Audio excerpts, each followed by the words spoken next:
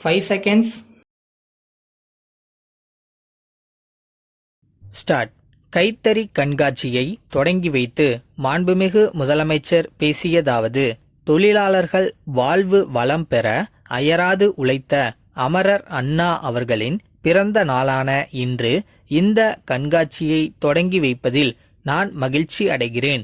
ஒரு மனிதனுக்கு உண்ண உணவும் உடுக்க உடையும் மிகவும் இன்றியமையாதவை ஆகும். எனவேதான் உயிர் வாழ உணவை உற்பத்தி செய்யும் விவசாய தொழிலை முதன்மை தொழிலாகவும், மனிதனின் மானம் காக்க உதவும் துணிகளை உற்பத்தி செய்யும் நெசவு தொழிலுக்கு 2ஆம் நிலை முக்கியத்துவத்தையும் அளித்து உள்ளோம். அதன் அடிப்படையில் பல்வேறு நலத்திட்டங்களை இந்த ஆண்டு வரவு செலவு திட்டத்தில் இந்த அரசு அறிவித்துள்ளது என்பதை நான் சுட்டிக்காட்ட விரும்புகிறேன்.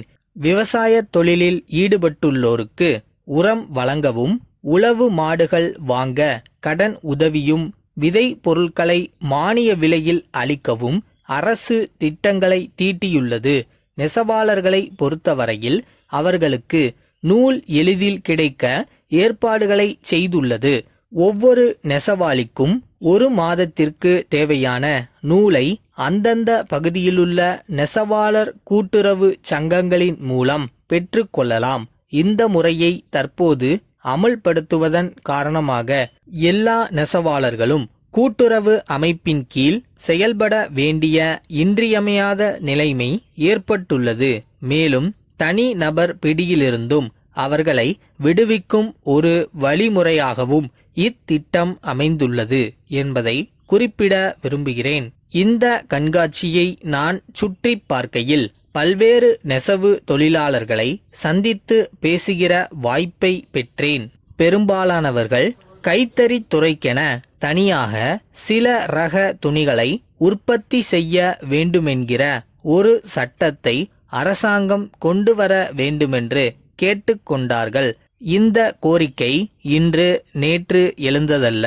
ஏறத்தாழ 10 ஆண்டுகளுக்கு மேலாக பல்வேறு தலைவர்களால் பேசப்பட்டு ஆங்காங்கு நடைபெறுகிற கூட்டங்களில், கருத்தரங்குகளில் விவாதிக்கப்பட்டு வருவது குறிப்பிடத்தக்கதாகும். அவற்றில் தெரிவிக்கப்பட்டுள்ள கருத்துக்களின் அடிப்படையில் சட்ட முன்வடிவு தயாரிக்கப்பட்டு வருகிறது என்பதை நான் இங்கே அறிவிக்க விரும்புகிறேன்.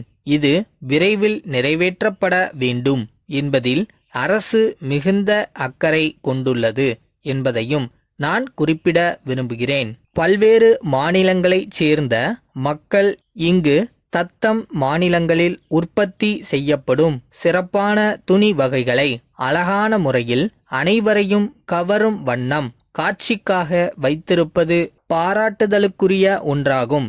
இவ்வாறான கண்காட்சிகள் பல மாநிலங்களிலுள்ள நெசவாளர்களை ஒருங்கிணைப்பதோடு ஒவ்வொரு பகுதியில் உள்ள மக்களும் பிற பகுதியில் வாழும் மக்களின் பழக்க வழக்கங்களை அறிந்து கொள்ள பெரிதும் உதவுகின்றன.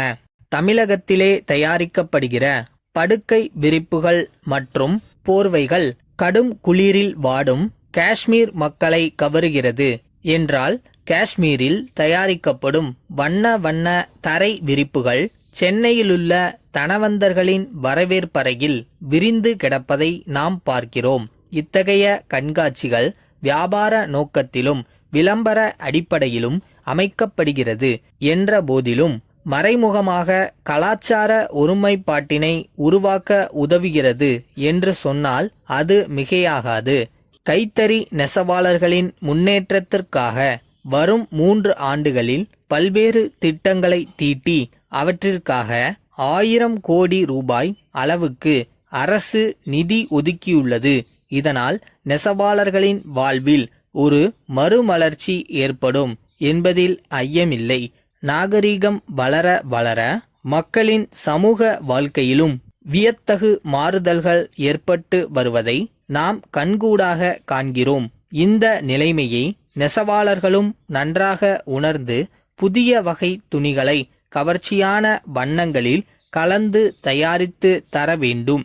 அகில இந்திய அளவில் நெசவு தொழிலாளர்கள் இவ்வாறு செயல்பட வேண்டுமென்று கேட்டு என் உரையை நிறைவு செய்கிறேன். வணக்கம்.